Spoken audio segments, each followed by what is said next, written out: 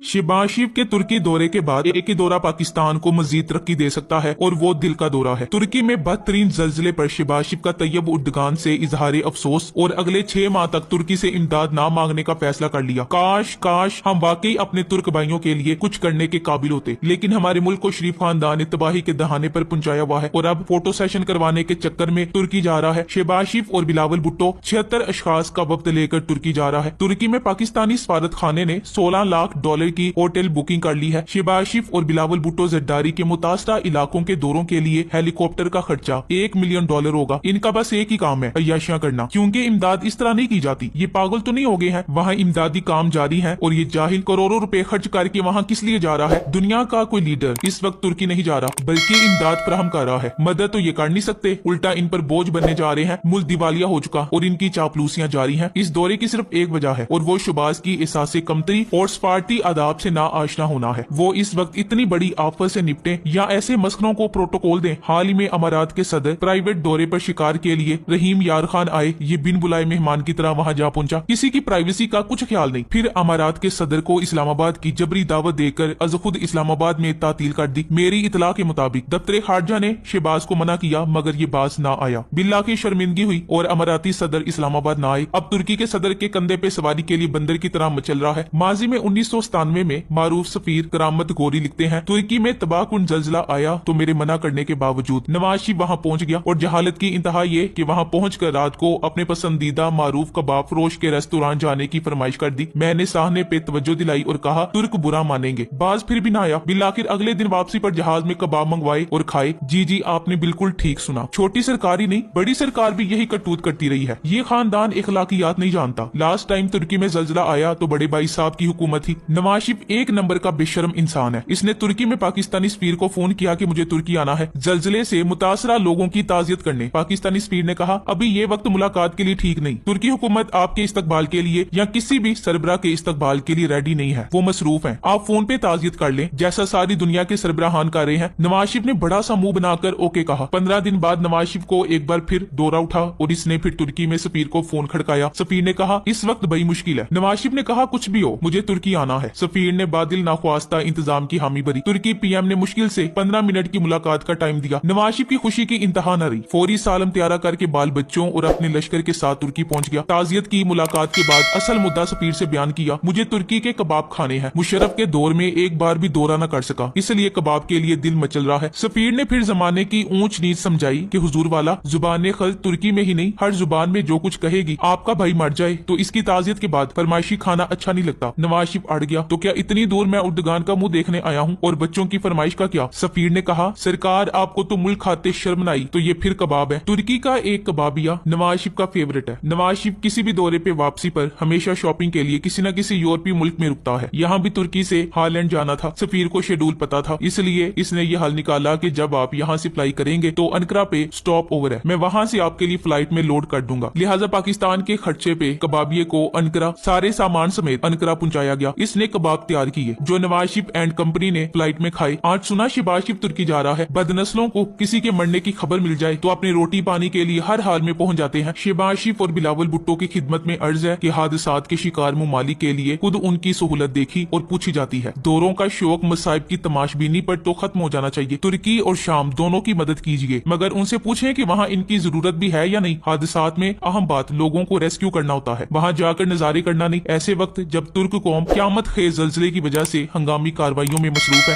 शहबाज शरीफ का तुर्की का दौरा अहमकाना और बचकाना फैसला है। सारी दुनिया जानती है कि तुर्की को रेस्क्यू टीमों और इमदादी सामान की जरूरत है और शहबाज शरीफ और बिलावल भुट्टो वहाँ खुद जाएंगे। अगले मुसीबत में है और हमारे वजीर आजम और वजीर खारजा वहाँ जाकर इनकी क्या मदद करेंगे? जो खुद कशकोल उठाकर धक्के खाता फिर रहा है वो तुर्की की क्या मदद करेगा? इनकी पूरी सियासत झूठ और कशकोल के इर्द गिर्द घूमती है। शहबाज शरीफ बहुत बड़ा झूठा इंसान है। ये जब सऊदी अरब के दौरे से वापस आया तो इसने बयान दिया कि सऊदी हुकूमत ने $5 अरब पाकिस्तान को देने का फैसला किया है, जबकि वहाँ इसकी इतनी बेइज्जती की गई कि अल्लाह की पनाह। जब इसने अपना कशकोल मोहम्मद बिन सलमान के आगे किया तो इसने एक फाइल खोलकर इसके मुंह पर दे मारी और सवाल किया था नवाज शरीफ की हुकूमत के वक्त हमने पाकिस्तान को $1 अरब 50 लाख गिफ्ट किए थे, जो ना ही कर्ज था और ना ही इमदाद थी। बताओ उन पैसों का तुम लोगों ने क्या किया था? जिस पर शहबाज ने शर्मिंदा होकर कहा था उस वक्त नवाज वजीर आजम था, लिहाजा इसका जवाब वो ही दे सकता है। मोहम्मद बिन सलमान ने कहा हम अब भी सैलाबज़दा लोगों की मदद करेंगे, मगर वो अब हमारी शराइत पर होगी। तुम 1000 घर सैलाब से मुतासिर लोगों के बनाओ, हम उनकी तहकीकात करेंगे। अगर घर मौजूद हुए तो उन पर जो लागत आएगी वो हम आपको अदा करेंगे। ऐसे ही जितने मकान तामीर करोगे हम देकर उनकी लागत के पैसे देते जाएंगे।